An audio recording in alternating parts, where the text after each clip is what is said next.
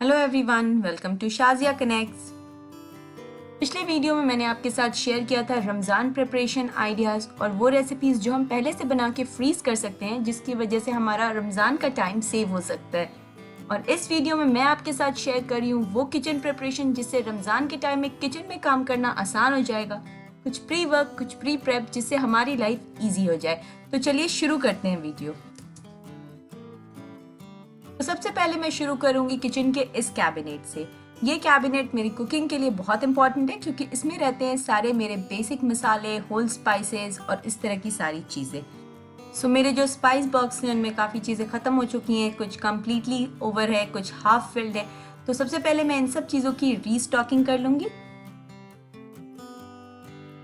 साथ ही साथ जब मैं सारे बॉक्सेस को निकालूंगी रीफिल करने के लिए, तो फिर मैं इस टाइम पे कबर्ड की अच्छी से सफाई भी कर दूंगी। इसके मुझे दो फायदे होते हैं। एक तो मुझे पता चल जाता है कि मेरे कौन से मसाले कम हो रहे हैं, कितने दिन चलेंगे, क्या स्टेटस है सारे मसालों का।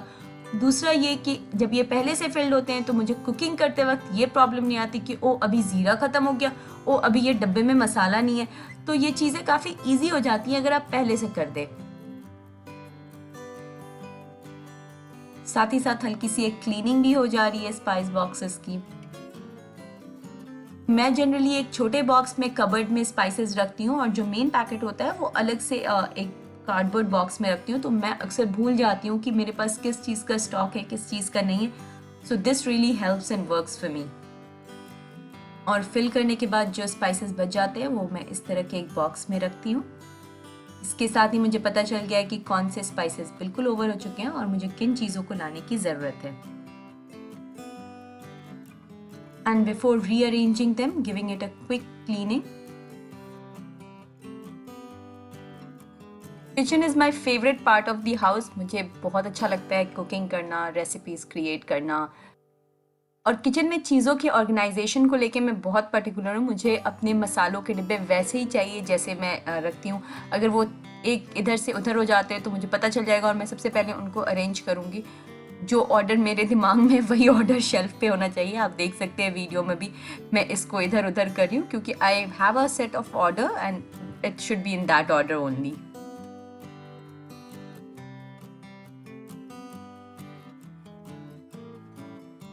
इसी तरह से मैं दूसरा रैक भी अरेंज कर रही हूँ।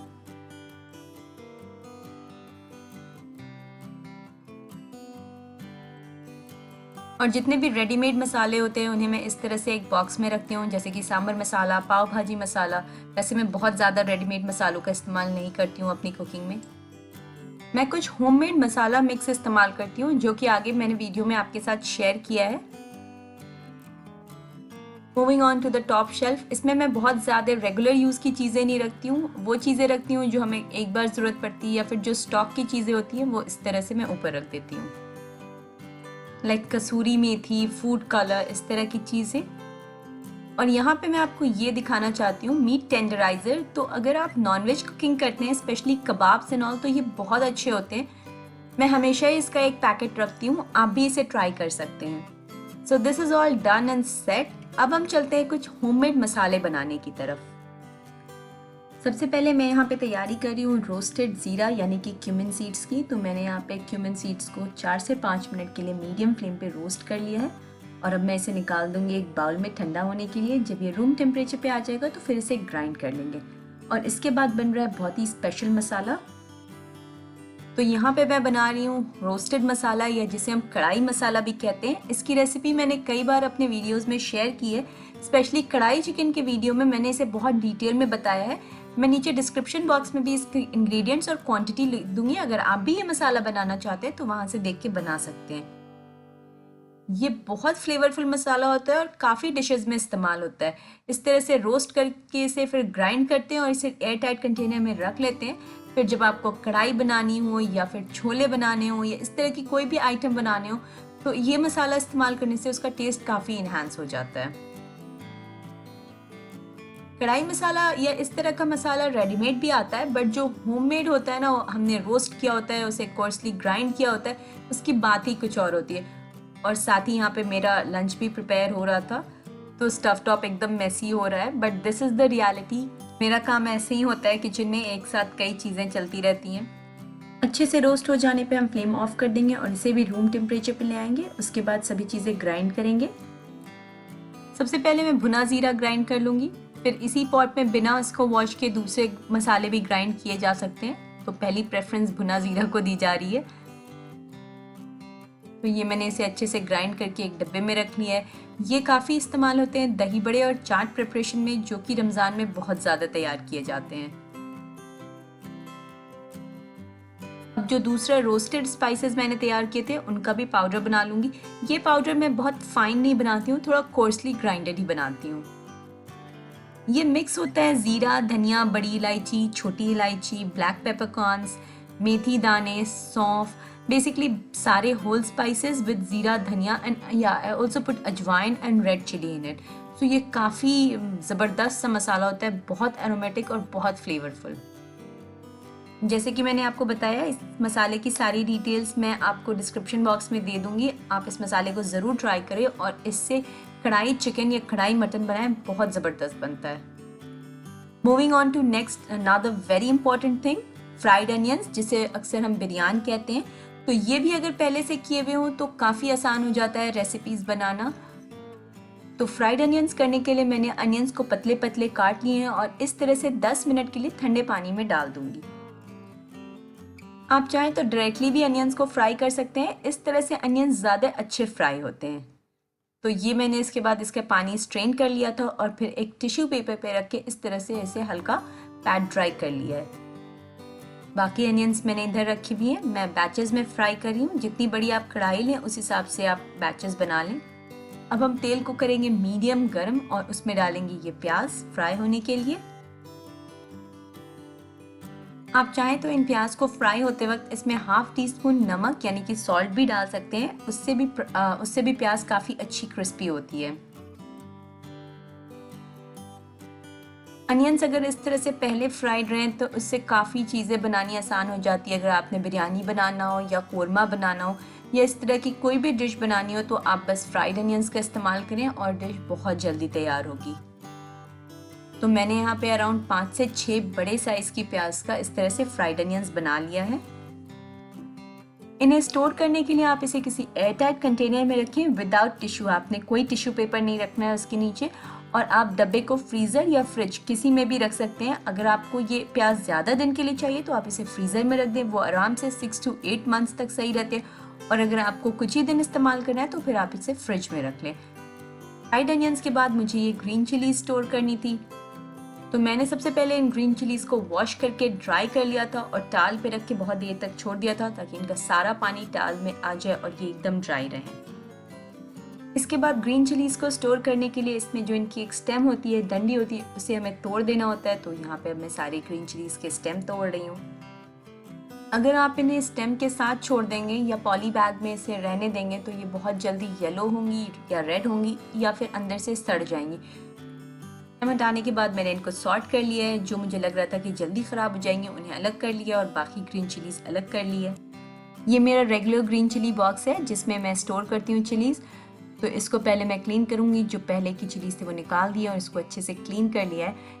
इसमें मैं टिश्यू रखती हूँ और टिश्यू में मॉइस्चर आ जाता है, तो जब भी इसे रीफ़िल करते हैं तो टिश्यू हटा देते हैं और नया टिश्यू डालते हैं। तो इस तरह से टिश्यूज़ के साथ हम लेयर करेंगे। एक बार सारी ग्रीन चिलीज़ नहीं डालेंगे, थोड़ी डालेंगे, फिर टिश्यू रखेंगे, फिर ग्रीन चिलीज़ डालेंगे। तो मैंने इन्हें इस तरह से अरेंज किया है कि जो जल्दी स्पॉइल होने वाली हैं उन्हें मैंने ऊपर रखा है और जो अच्छी हैं, फ्रेश लग रही हैं, उन्हें नीचे रख दिया है। तो ये मेरा बॉक्स तैयार हो गया। ग्रीन चिलीज़ और हैं और हमें इन्हें लंबे टाइम के लिए स्टोर करना है, तो इसके लिए मैंने यहाँ पे एक ग्लास बॉटल ली है और सेम पैटर्न फॉलो करते हुए इसमें भी ग्रीन चिलीज़ फिल कर लिया है। ग्लास बॉटल्स जनरली बेटर होते हैं लॉन्ग स्टोरेज के लिए। इस तरह से ग्लास बॉटल में ग्रीन चिलीज अराउंड 1 मंथ तक सही रहते हैं। और इसके अलावा मैं कुछ चिलीज फ्रीज भी करती हूँ। तो ये डब्बे तो जाएंगे फ्रिज में और अब मैं आपको दिखाती हूँ कि चिलीज फ्रीज कैसे करेंगे। फ्रीज करने के लिए मैं इस तरह से एक प्लेट पे ग्रीन चिलीज रखूंगी और इन्हें रख दूंगी फ्रीजर में 3 से 4 घंटे में। जब ये हार्ड हो जाएंगे तो फिर मैं इन्हें किसी डब्बे या फिर जिपलॉक बैग में रख के फ्रीजर में सेव कर लूंगी। मेरी फैमिली कंजम्पशन के हिसाब से इतनी ग्रीन चिलीज काफ़ी होंगी पूरे मंथ के लिए, और फिर फ्रीज़र में बैकअप भी है ही। Moving on next to garlic. Garlic अगर ज़्यादा दिन के लिए बाहर रह जाए तो वो ग्रीन होने लगती है, और कई बार ऐसा होता है कि हमें किसी रेसिपी के लिए बहुत थोड़ी सी गार्लिक चॉप करना होता है, तो वो हम चॉपराइज़र में नहीं कर पाते, फिर हमें अपने हाथों से कट करना पड़ता है और इसमें टाइम जाता है। तो इसके लिए मैं ये करती हूँ कि गार्लिक को इस तरह से मैं चॉपराइज़र में चॉप कर लेती हूँ। आप चाहें तो इसे किसी क्रशर से भी क्रश कर सकते हैं, मुझे ये मेथड ईजी लगता है इसलिए मैं इसे चॉपराइज़र में चॉप कर लेती हूँ। इतनी सारी गार्लिक चॉप करने के बाद हमें इन्हें अच्छे से स्टोर भी करना होगा, तो इसके लिए मैंने यहाँ पे एक ग्लास बॉटल ली है। ये बॉटल में आपको ऑयल पहले से दिख रहा होगा क्योंकि ये प्रीवियसली मेरी ऑयल बॉटल हुआ करती थी। तो बेसिकली हमें कोई भी ग्लास बॉटल लेना है, उसमें थोड़ा सा ऑयल डालना है और फिर गार्लिक डालना है। ऑयल के अलावा एज अ प्रिजर्वेटिव मैं इसमें ऐड कर रही हूँ हाफ टी स्पून नमक। नमक और ऑयल दोनों इस गार्लिक को स्पॉइल होने नहीं देगा और आप इसे फ्रिज में रख के यूज़ कर सकते हैं फॉर नेक्स्ट 1 to 2 months। ना ही गार्लिक का कलर चेंज होगा और ना ही इसका फ्लेवर में कोई कमी आएगी। और इस तरह से चॉप की हुई गार्लिक आपके लिए बहुत हेल्पफुल होगी, स्पेशली जब आप कोई इंडो चाइनीज़ डिश बना रहे होंगे या फिर दाल में तड़का लगा रहे होंगे, तो बहुत ईजी हो जाता है प्रोसेस। गार्लिक आपके पास ऑलरेडी चॉप्ड है तो झटपट काम आसान हो जाता है।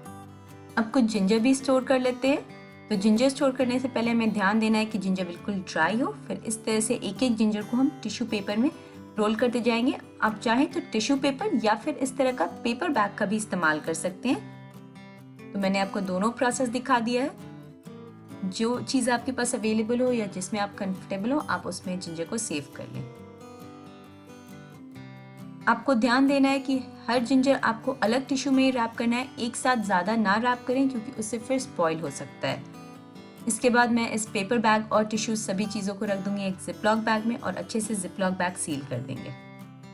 इसके बाद मैं इस जिपलॉक बैग को फ्रिज में रखूंगी वेजिटेबल सेक्शन में, और जो जिंजर हैं वो बिल्कुल ड्राई रहेंगे 1 मंथ के लिए।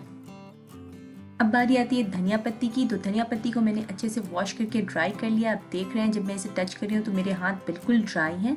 तो मैंने धनिया पत्ती क्लीन करने के बाद उनके पत्ते अलग कर लिए और एक तरफ मैंने रखे हैं वो पत्ते जो बिल्कुल फ्रेश है और काफ़ी दिन तक चल सकते हैं, और दूसरी तरफ मैंने रखे हैं वो पत्ते जो अभी मुझे लग रहे हैं कि जल्दी ख़राब हो जाएंगे। तो ये मैंने इस तरह से अलग कर लिया है। जो फ्रेश धनिया पत्ती लग रही है मुझे ज़्यादा दिन चलने वाली, इसे मैं फ्रीज़र में स्टोर करूँगी और बाकी को फ्रिज में।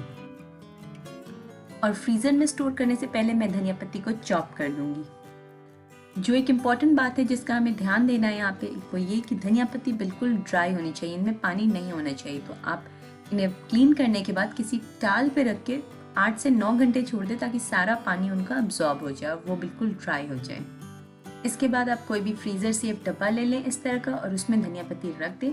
चॉप की हुई धनिया पत्ती हम इसी तरह से फ्रीज़र से एक डब्बे में रख के फ्रीज़र में डाल देंगे। उससे हमारी धनिया पत्ती काफ़ी दिनों के लिए सेव हो जाएंगी। और आपको जब भी किसी डिश में डालना हो तो आप बस फ्रीज़र से निकालें, उन्हें डीफ्रॉस्ट ना करें, बस डायरेक्टली अपने डिश में डाल दें।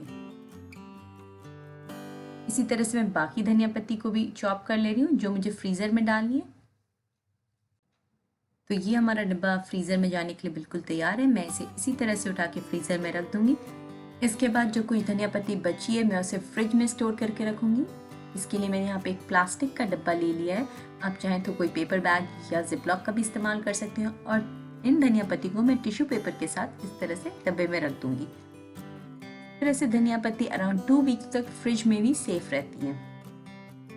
इन सारे कामों के बाद मैंने किचन को अच्छे से क्लीन कर लिया था और सारे ऑयल कैन्स और जो ऑयल बॉटल्स हैं उन्हें भी रीफिल कर ली थी। और इस तरह से मैंने किचन को अच्छे से प्रिपेयर कर दिया आने वाले रमज़ान के महीने के लिए। आई होप आपको आज का वीडियो पसंद आया होगा और आपके लिए भी ये टिप्स यूज़फुल होगी। अगर आपको ये वीडियो पसंद आया तो इसे लाइक ज़रूर करें, मेरे चैनल को सब्सक्राइब करें और मिलते हैं अगले वीडियो में। Bye bye.